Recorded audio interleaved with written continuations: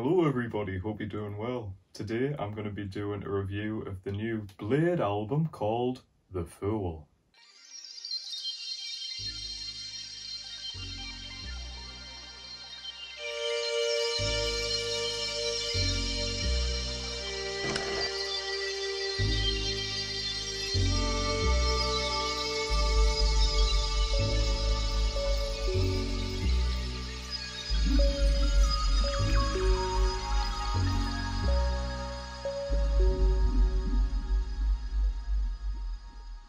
Blade, Blade, Blade, and more Blade.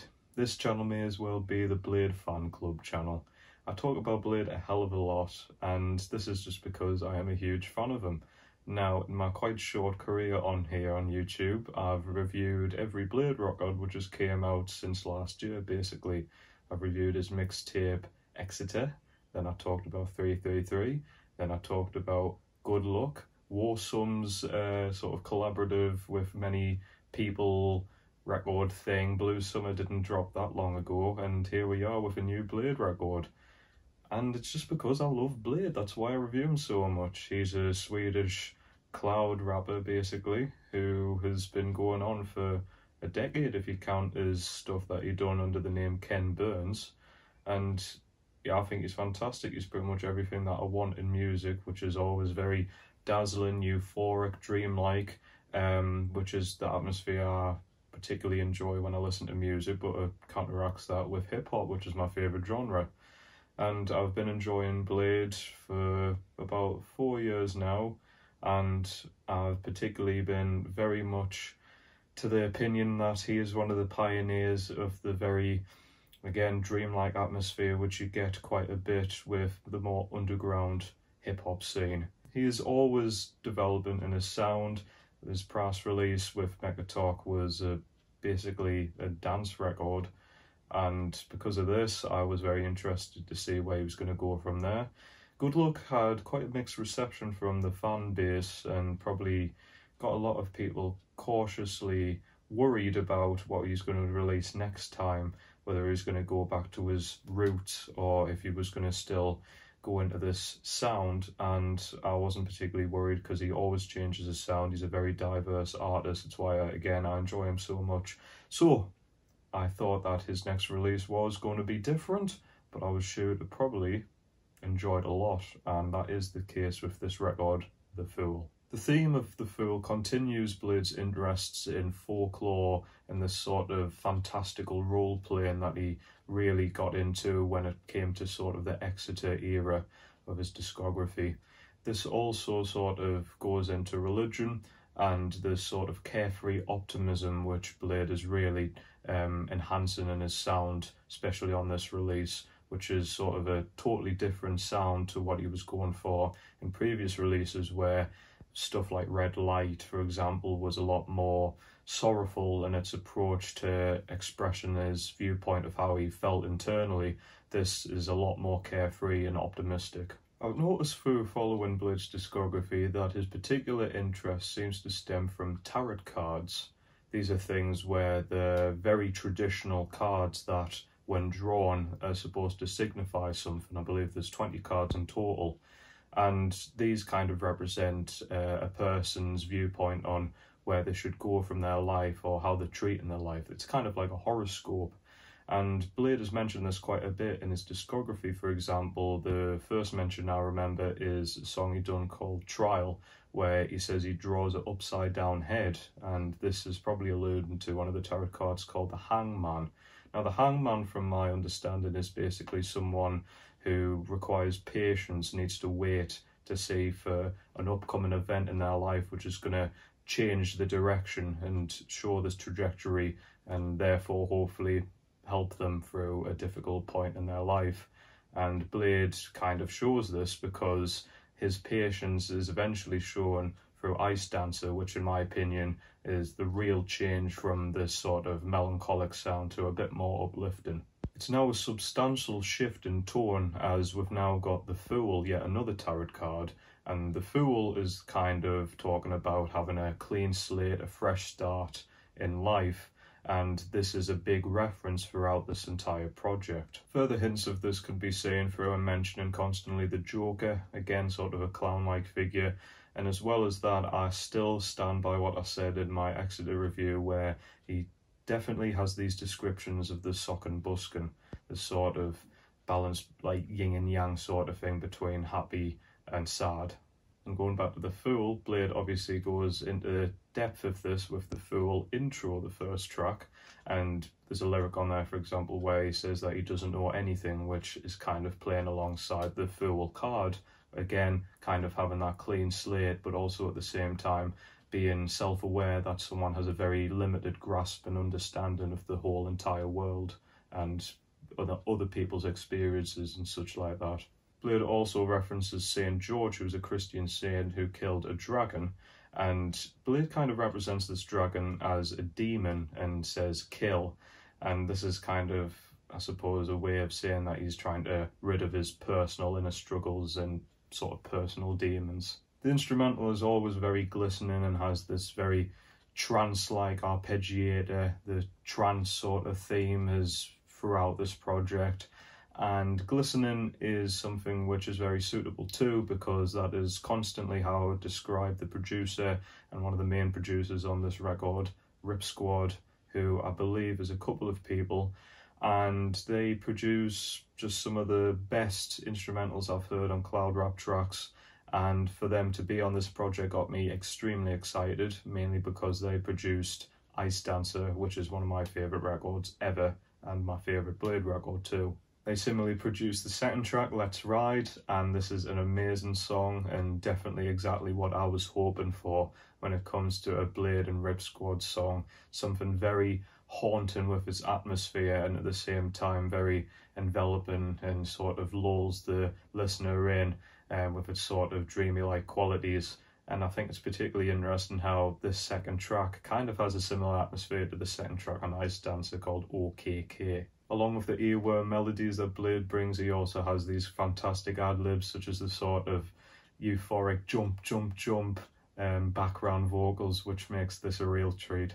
Another real highlight is the third track, Hotel Breakfast, and this is some of the most fun and jokey Blade sort of lyrics and just as a song as a whole I've ever heard by him. This track has a sort of childlike optimism from it, because not only is it very jokey and carefree, but the whole instrumental is also kind of jumpy and bouncy, especially with the two cymbal hits, which is constantly going on and prevalent throughout the track. It definitely gives it the sort of dancey and quite quirky sound. And there's so many quotables on this track too, like popping up like Toast, She Call Me Bladee, which is kind of a hint to the mispronunciation of his name, which is kind of a joke at this point. And as well as that, I'm a good boy, no cussing. Thanks, Blade. I can now safely play your music round my parents without getting grounded. I also enjoy that overall with the tags and the sound effects that Rip Squad adds to this, it kind of gives this also a sort of throwback to older Blade music too. We'll then get a 3-track run, which is I Think, The Nine Is Up and Desire, and these 3 tracks all kind of culminate into one sort of moody and tranquil laid-back sound. This blissful mood is mostly shown from the instrumentals, especially the song I Think, which is this sort of lullaby atmosphere to it, especially through the bells, which has this sort of childlike innocent quality to it. This varied stylistic change is obviously very good in itself, that it doesn't become redundant as a whole listen, and should be seen as a positive, of course, and will be to many people. But for me, because of the quality of these 3 tracks as a whole, it loses a bit steam, this record, for me, because I feel that even though these 3 tracks have their merits, they're one of the weakest songs throughout this album. For example, even though I just praised I Think for its bells, I feel that the manipulated echoey vocals which is throughout this track just doesn't sit right with me. I feel that they kind of detract from this laid-back quality that the song's trying to go for. And going on about instrumentals, I feel the Nine Is Up instrumental isn't particularly that good either. It's a very trance-sounding song, and I believe is produced by the person who done Lil Uzi Vert's Fust Falls Shuffle. And to me, this kind of just sounds like a alternate and lesser quality take of that song. Blade's delivery on this song as well just doesn't really stand out to me either, and I think it's because the song's so busy, it doesn't really fit Blade's tempo on this. I really think that having a more higher tempo and higher energy rapper on here would have really suited this track a lot better than what Bladee is doing on here. But saying that, I think Desire's the better of the three, and I think should sit with a lot of people who particularly like their Bladee to be very atmospheric and dreamlike and kind of woozy sounding. It's the better of the atmospheric tracks out of these three. Still not one of my favourites, but it's still pretty good. I feel I Want It That Way, the next track, definitely picks things up for me. And yes, you should know the lyrical reference from I Want It That Way. They keep doing this. They've got it with Like a Virgin. They've got it with Girls Just Want to Have Fun. We want an actual cover, guys, but these songs are all good. But hopefully one day we'll get a cover of a pop classic. Who knows? This track's all about moving on with life and developing as a person, and like Bladee says in this song, not being stuck in your ways.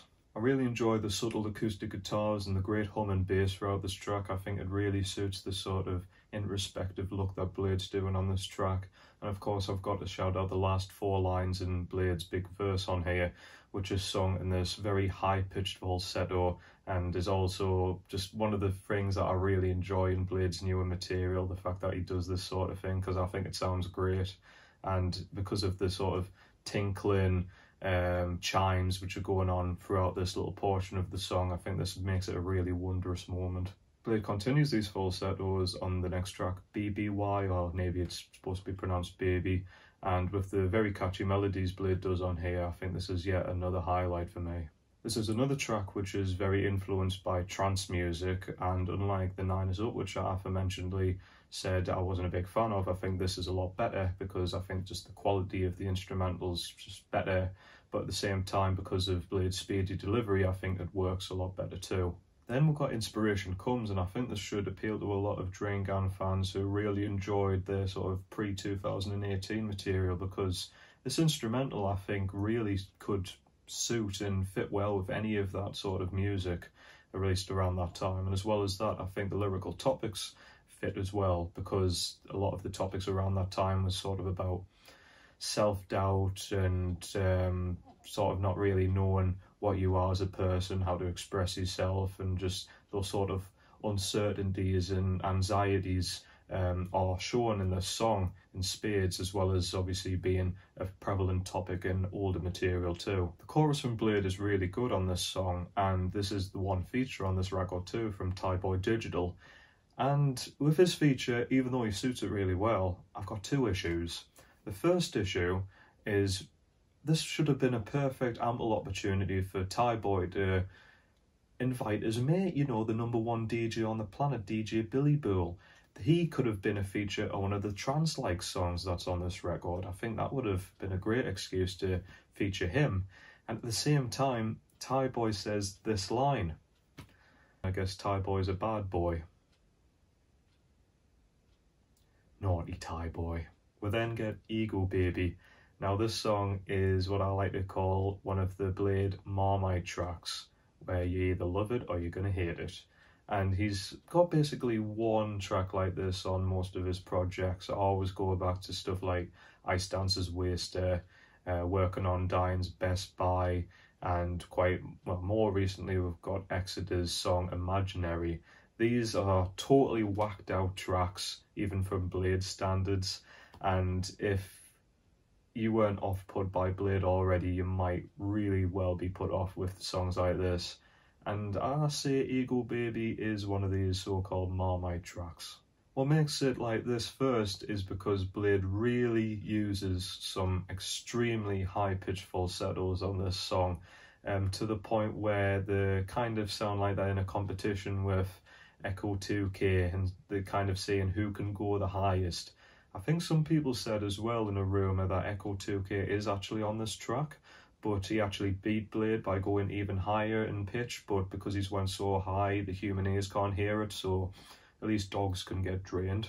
But at the same time, this also has a prevalent use of laughing through this track. Bladee is laughing throughout this whole song, and his laugh just sounds like he's taken just every hallucinogenic drug he could get his hands on and just took it in one dose. And yet, saying all of this, this is my favourite track on the album and will be at least in my top 10 Bladee songs that he's ever released so far in his career. First off, I think the lyrics are absolutely fantastic. To me, they read as a sort of chink to Bladee's armour that he's built up through masquerading himself through love and religion and such like that, and using that to kind of fuel himself to get away from his mental struggles and anxieties and issues that he's previously struggled with. His change in lifestyle is also shown because Bladee says they didn't understand, and to me this kind of really shows that he's feeling isolated. Now, not only could they didn't understand, they being maybe being the fan base, so maybe people who aren't really on board with his new trajectory and sound, but maybe they could just mean a more personal thing. They could mean Bladee, his own family or his friends, and them not understanding this sort of change in lifestyle. And this could really be isolating to him, and especially that, I think he's got a lyric which suggests that too, by saying that he rides solo. Bladee really gives a lot of advice to the listeners about dropping your ego and really immersing yourself in the wonders that the world has to offer. And this really goes into a sort of tragic change because there's a lot of references to the sadly passed Avicii, a very good dance artist. And this kind of gives it a sadder quality because combining references to life with Avicii kind of shows that he believes that, like Avicii, we will all live on past our lives and through eternity. So this is a very euphoric track, I feel, and also Rip Squad does their thing too by having these really somber keys play out this track too, so this is a real highlight for me. The song Trendy, I feel, really picks things up though, and we've got these sort of futuristic pumping synthesizers for this track. It really could fit well on a instrumental for like a Lil Uzi Vert versus the World mixtape. Along with this, Bladee manages to make up a very anthemic and sing-along melody, and I feel he knows this because not only does he double his vocals on this, but he actually triples his vocal layers when singing these melodies too, so giving it a very anthemic quality. Search True is another very delightful moment as it's got these sort of sparkling arpeggiators and some of the most powerfully performed Bladee vocals, at least on this album, if not he's ever done.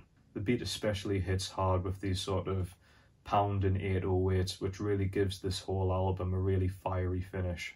It leads us on to the final track, which is called Wet, which is overall a very calming track, and as the song name suggests, quite an aquatic song too. The hints of water is also seen through the lyrics by Bladee, saying that he falls apart but comes back again, sort of like water splashing, but at the same time a person's sort of experiences in life is like that. Someone can fall apart and have the sort of turmoils and issues, but they'll come back again, as in they'll fix the problems that they have, or they'll continue moving on through the life. And so that wraps things up for The Fool, and overall I really enjoyed this record. It's not without its flaws. Like I say, there was a few tracks on here which I think weren't particularly amazing, but there were many songs that were. There were real highlights on this album, many of which, like I say, will be some of my favourite Bladee songs and will no doubtly be some of my favourite songs that come out in 2021 too. The production from Rip Squad and the other producers is always A1. Sometimes it doesn't sit well with us, some of the instrumental ideas, but that's just personally me. It doesn't mean that the quality isn't bad at all, you know. They might well sit well with other people. Although it's not 100% fantastic, this album, I think that this is yet another great Bladee record, and the fact that he consistently keeps dropping these really high quality projects just shows how great of an artist he is, and just once again always gets me really excited for what he drops in the future. I'm giving it a teetering over an 8. It's still kind of a 7, but I'm giving it an extremely strong 7. It might become an 8, or I might even get a higher score with more and more listens the more this record sits with me, but for now I still want to give it a very deservedly high score. And that's it, everybody. Thank you very much for watching. I really appreciate it. Hope you're all taking care of yourselves. Bye for now.